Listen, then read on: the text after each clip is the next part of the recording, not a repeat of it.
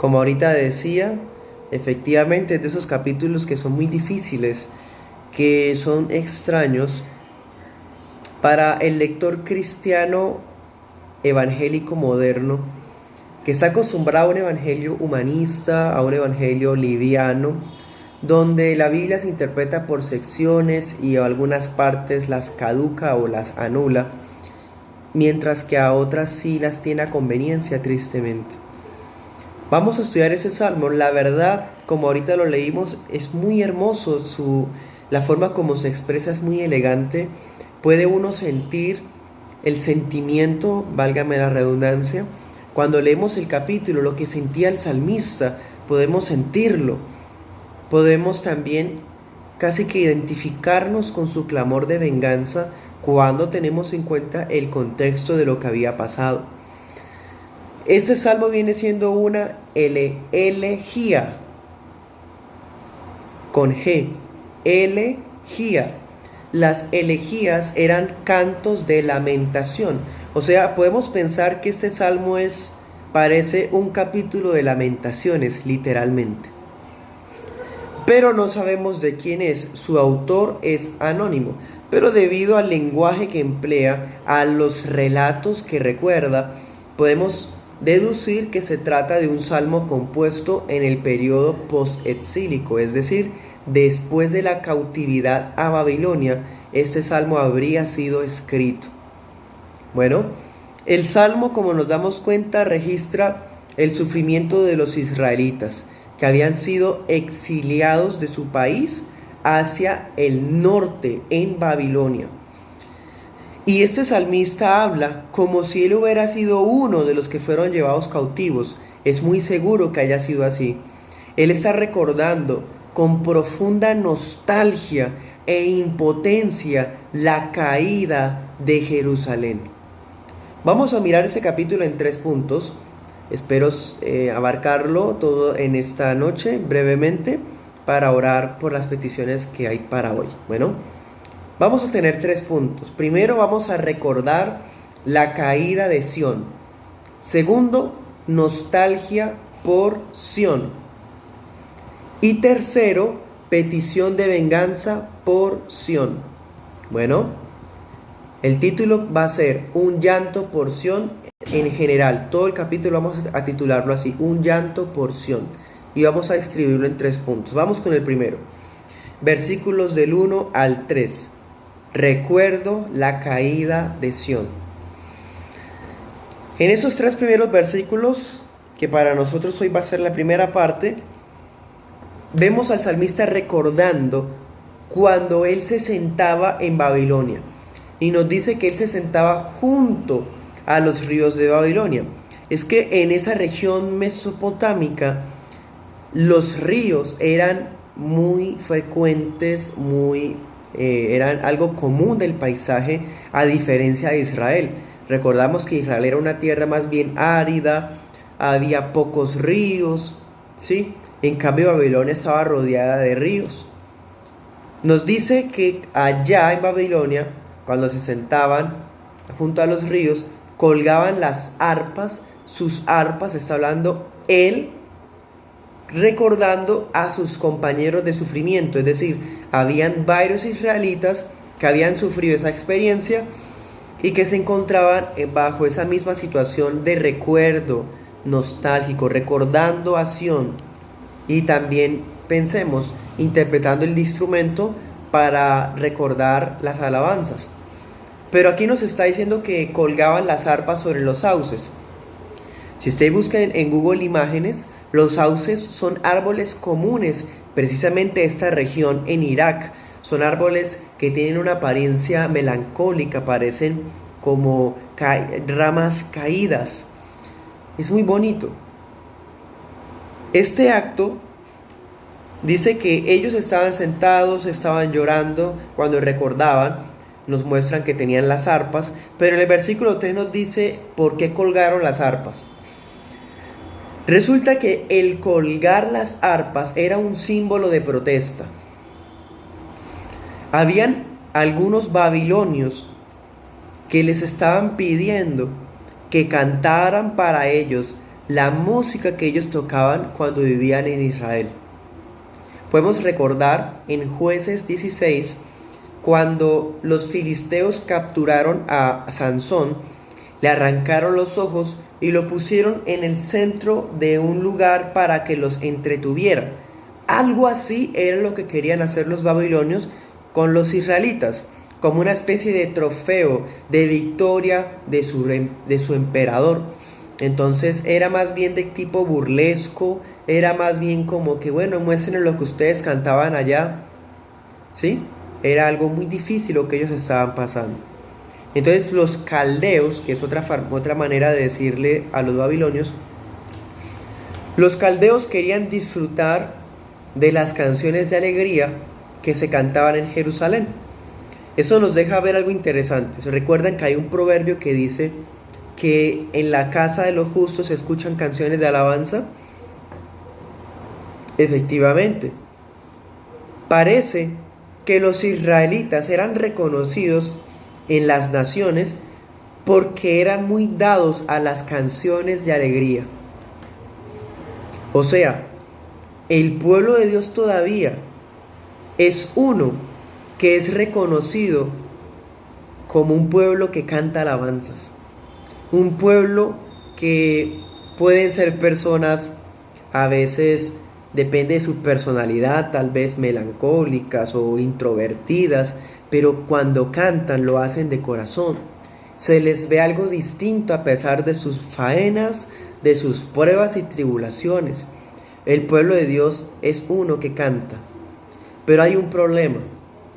El problema es cuando canta el pueblo de Dios, cuando cantamos para complacer al mundo. A esos israelitas el mundo les estaba pidiendo, muéstrennos lo que ustedes cantaban. Entonces ellos estaban siendo tentados para complacer al mundo y no al verdadero objeto de su adoración. ¿Quién debe ser? El Señor nuestro Dios. Ahora notemos que ellos estaban en ríos, en otras traducciones dicen los canales de Babilonia. Dice que habían bellos árboles. Recuerden que una de las maravillas del mundo antiguo eran los jardines colgantes de Babilonia. O sea, estos israelitas estaban en una tierra mucho más hermosa, más imponente que su mismo país. Pero aún así, ellos no se dejaron deslumbrar por las cosas de la arquitectura o de la belleza de Babilonia, porque extrañaban a Jerusalén. Ellos recordaban a Sión. Segundo punto, nostalgia por Sión, versículos 4 al 6. Esta va a ser nuestra segunda parte, nostalgia por Sión. Entonces colgaban las arpas como un símbolo de protesta, de que no, nosotros no vamos a cantar para complacerlos a ustedes. Pero también el hecho de ellos colgar las arpas cuando les pedían música era un símbolo de conmemoración, de sentimiento de nostalgia por su país. Versículo 4 hace una pregunta que es muy diciente, dice: ¿cómo cantaremos cánticos de Jehová en tierra extraña? Porque las canciones de Jerusalén tratan de Jehová. Las canciones de Jerusalén son para Jehová. Tratan de sus maravillas. Entonces el salmista dice: ¿cómo puedo cantar las canciones de mi tierra? Las canciones que son para Dios en una tierra de ídolos, en una tierra que no cree en mi Dios, en una tierra que rechaza a mi Dios. Entonces el salmista hace un voto y él dice: si me olvidara de Sión, desearía que mi diestra, o sea, que mi destreza, mi habilidad de tocar el instrumento se me olvidara. Él está diciendo que Sión es el centro de sus canciones. Interesante. Aquí sabemos que el centro de nuestra oración es Dios, pero el salmista está diciendo que es Jerusalén. Vamos ahorita a hablar un poquito de eso. Es más, versículo 6, él preferiría quedarse mudo con tal de nunca más volver a cantar si se olvidara de Jerusalén. Este salmo nos enseña que Dios es el autor y el objeto de nuestra música y de nuestro canto. De nuestro canto. Preguntémonos, ¿puede un creyente seguir cantando alegre si se aparta de los caminos de Cristo? ¿Puede un verdadero creyente seguir teniendo gozo alejado de la iglesia de Cristo? Porque note que el salmista no está diciendo, si me olvidara de Dios, que me vuelva mudo y se me olvide la diestra, manejar mi mano derecha. Él está diciendo, si me olvido de la ciudad santa, de Jerusalén, de Sión, la cual es símbolo de la iglesia universal, porque hay una Jerusalén celestial, como dice en Gálatas, hay una Sión celestial, como dice Hebreos 12, hay una Jerusalén que desciende del cielo, como dice Apocalipsis. Esta Jerusalén representa ya no las ruinas caídas de un pueblo que es físico y también limitado, sino un pueblo, una Canaán celestial que va a ser lo suficientemente grande para contener a todos los escogidos. Entonces, olvidarse de Sión es lo mismo que desviarse tras sendas de apostasía.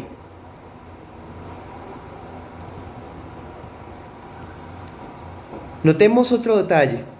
La gente del mundo, los de Babilonia, ven la alabanza como entretenimiento. Muchas veces las iglesias neoevangélicas de Latinoamérica han caído o hemos caído en la distracción de la música y hemos querido ofrecer un mensaje evangelístico claro y poco a poco nos vamos olvidando del contenido para enfocarnos en la forma y terminamos concentrándonos en preparar una generación musical, pero pobre doctrinalmente. No tenemos el llamado para entretener a la gente del mundo, sino a traerlos al Evangelio de Cristo. Cuando ellos vengan al Evangelio de Cristo, podrán unirse a nuestra canción. Por ahora, nuestra música es mero entretenimiento. Sería como tirarle las perlas a los cerdos. Entonces, estos israelitas, en vez de darle a sus opresores lo que ellos pedían, se mantuvieron radicales en su esperanza y en su consagración. No, mi canción es solo para Cristo. No, mi alegría le pertenece a Él. Yo espero que Él nos va a restaurar. Aunque el mundo los estaba tratando de deslumbrar, les estaba pidiendo entretenimiento o distraerse en diversiones.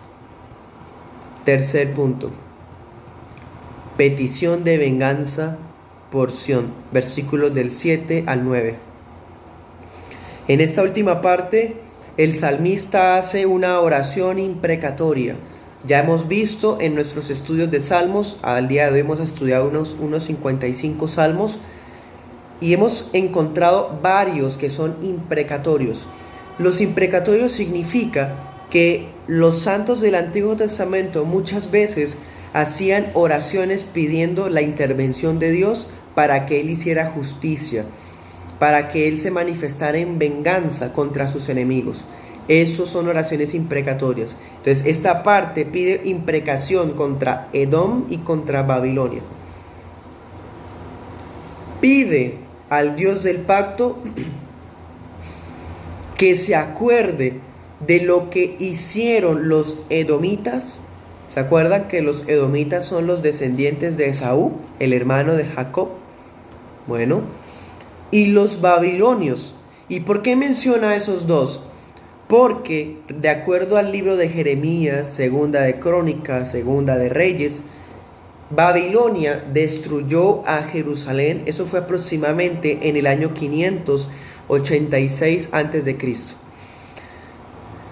Pero mientras Babilonia destruía Jerusalén, cerca o más bien al horizonte donde se alcanzaba todavía a visualizar Jerusalén, estaban los edomitas diciendo: sí, destruyeron a Jerusalén, poniéndose felices porque sus hermanos habían sido destruidos. Los edomitas, cuando Jerusalén estaba siendo conquistada, estaban alegres y gritaban: arrásenla. En el hebreo eso quiere decir desnúdenla, es decir, estaban dando a entender: escarpen hasta que se vean las piedras más del fondo, arrásenla. Por eso las traducciones dicen así: arrásenla hasta los cimientos. Y los babilonios eran los que los habían desolado. Claro, destruyeron todas las casas, el templo, las ciudades fortificadas, los caseríos, los sembrados, todo lo destruyeron, lo arrasaron. Y se llevaron en cautiverio a los sobrevivientes de los israelitas. Por eso en el versículo 9 dice: qué dichoso será el que Dios use para darles el pago de lo que ustedes nos hicieron. Dense cuenta que en ese canto de imprecación, Él no quiere vengarse a sí mismo, por sí mismo.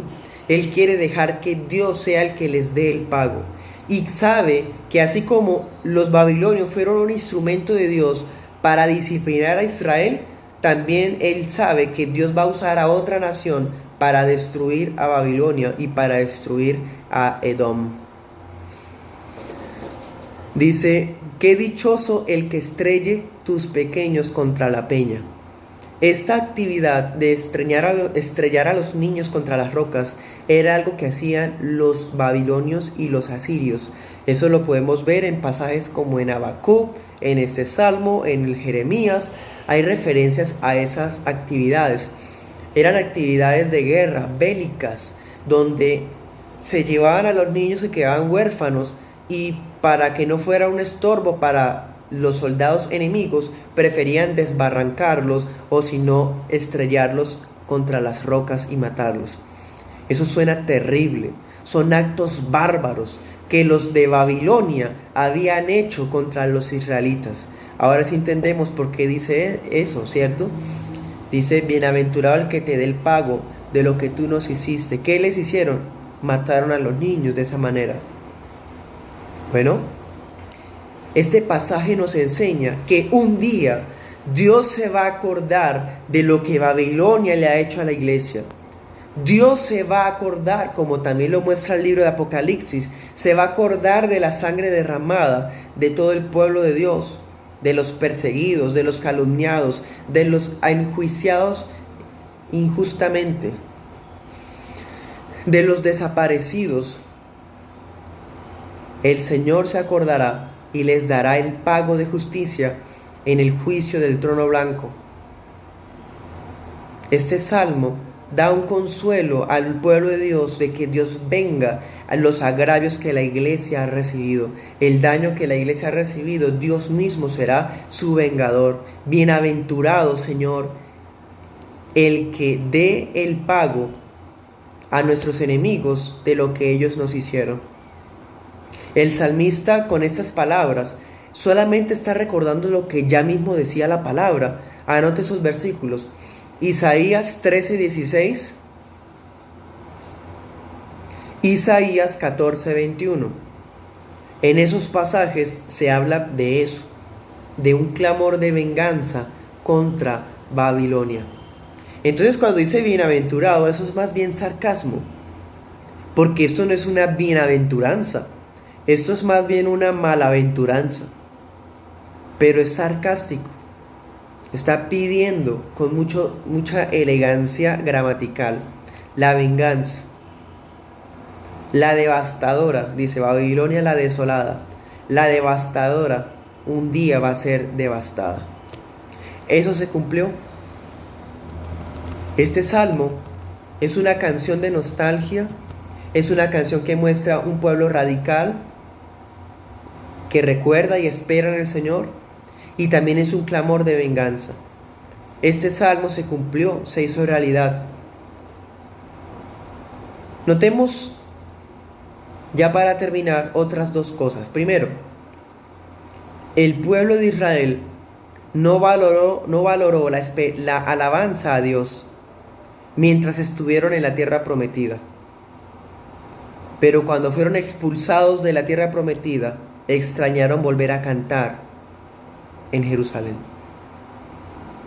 Mientras estemos en nuestra iglesia local, disfrutemos con todo el corazón los cánticos congregacionales. Son un don de Dios para nuestras vidas. No solamente expresar oraciones y cantos individualmente, sino más hermoso es hacerlo con nuestros hermanos. Pensémoslo de esta forma: cuando componemos una canción, es muy extraño componerla para cantarla nosotros solos en lo privado, solos en la soledad, solos. Si componemos una canción por algún momento, algo especial que nos ocurra, ¿es para qué? Para mostrársela a otros y que otros se junten con nosotros para cantarla, ¿cierto? Los salmos fueron escritos no para cantarse en la soledad, sino para cantarse como iglesia. Y lo otro, vemos, Edom cayó poco después de la caída de Jerusalén. Babilonia, cuando destruyó Jerusalén, luego se dirigió al sur, donde estaba Edom, y los destruyó completamente también. Estaban felices porque estaba siendo destruida Jerusalén, pues Dios mismo les envió a Babilonia para que los edomitas fueran borrados, y ellos sí fueron más destruidos que los mismos israelitas, porque no quedaron vestigios de su civilización, sino solamente algunas ruinas en Petra. Puede usted buscar eso también en Google Imágenes, si le parece. Petra se llamaba así. Anote esa cita bíblica, Abdías 11 al 14. Ahí vemos lo que los edomitas hicieron. Bueno, y luego con Babilonia pasó lo mismo. No había pasado un siglo cuando Babilonia cayó bajo el poder de Ciro el persa. Ciro fue el bienaventurado que dio el pago a Babilonia de lo que le hizo a los israelitas. Ahora, mis hermanos y amigos, Cristo Jesús, mientras estuvo aquí en la tierra, lo vemos en Mateo, en el pasaje de la Santa Cena, lo vemos cantando a Dios los salmos. Cristo entonó los cantos de Dios en tierra extraña. Cristo aquí en la tierra cantó al Padre Celestial y nos entregó a nosotros una nueva canción. Como dice Hebreos 2, anunciaré tu nombre a mis hermanos y en medio de la congregación te alabaré. Eso lo cumplió Cristo en la tierra. Cristo anunció el nombre de su Padre en esta tierra. Y como dice Efesios 4, vamos a Efesios 4. Efesios 4, 8. Dice: Cristo, subiendo a lo alto, llevó cautivo a la cautividad y dio dones a los hombres. ¿Y que subió qué es? Sino que también había descendido primero a las partes más bajas de la tierra. El que descendió es el mismo que también subió sobre todos los cielos para cumplir todas las cosas. Cristo Jesús estuvo entre nosotros, y cuando dice que bajó a las partes más bajas de la tierra, no está diciendo que haya ido al infierno, está diciendo que estuvo con nosotros, quienes éramos los babilonios para Él. Él vino entre nosotros cuando estábamos muertos en nuestros delitos y pecados y éramos esclavos de nuestra inmundicia. Pero Él estuvo entre nosotros, nos trajo la alabanza genuina para Dios el Padre. Además, un día, al final de los tiempos, será Cristo el que vendrá y con su palabra destruirá a Babilonia. Y mientras Babilonia será la que caiga, Babilonia pensemos que es todo el sistema mundano que se ha opuesto al cristianismo bíblico desde el tiempo de Jesús o desde el tiempo de los santos del Antiguo Testamento hasta hoy. Cuando Babilonia esté cayendo, Jerusalén será vestida de novia para su Señor. La iglesia gloriosa y sin mancha será dada al esposo. Oremos.